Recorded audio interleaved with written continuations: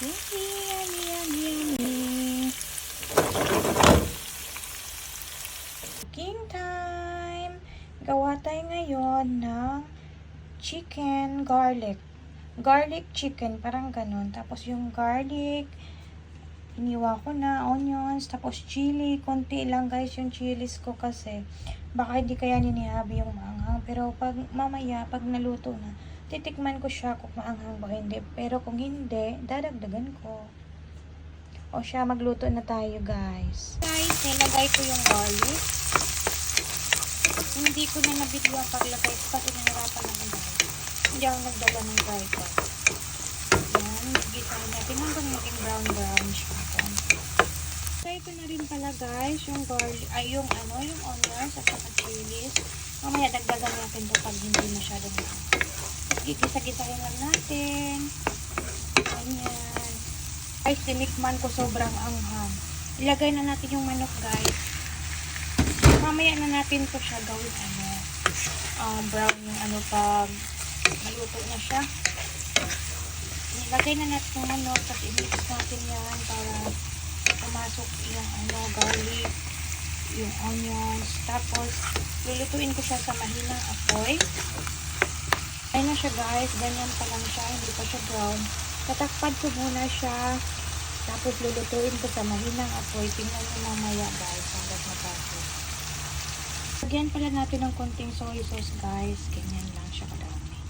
Tapos i-mix natin siya bago pala lutuin natin sa mahinang apoy. Para mamaya pag nagluto na to, pag nakita nyo guys, ang sarap nito. Ito na talaga guys. Hahayaan natin siyang maluto para mamaya madali na lang. Yan, takpan muna natin sa ngayon. Tapos mahinang apoy lang. Guys, nagkaroon siya ng parang tubig kasi sarili ng Lagyan natin ng potato guys kasi may nakita ko isang potato. Sayang agad. Para matanggal yung water sa Pero sarili ng niya. Halo natin ito. Para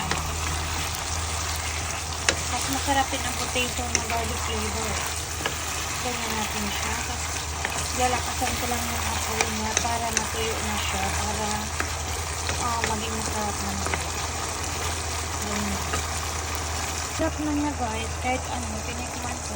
Hayaan muna natin na matanggal na yung niya, yung atas niya guys. Tapos maluto yung potato. Saka natin gagawin brownie. Ito na siya guys. Lumiit yung corn meat. Ay, yung chicken. Ang anghang guys. Grabe pala ang anghang. Hindi ko alam kung makakain ng habi ko sa sobrang anghang. Akala ko yung isang anghang kasi tinitin lang. Pero ang anghang pala. Yan, tuyo na siya. Yung garlic dumipit na sa chicken. Yan, tuyo na siya guys. Yung garlic dumipit na siya sa chicken. Sarap na nito.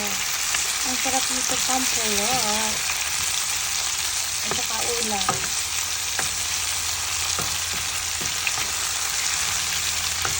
Yung mga garlic ang gusto ko dito dumipit na siya sa manok kaya sobrang sarap.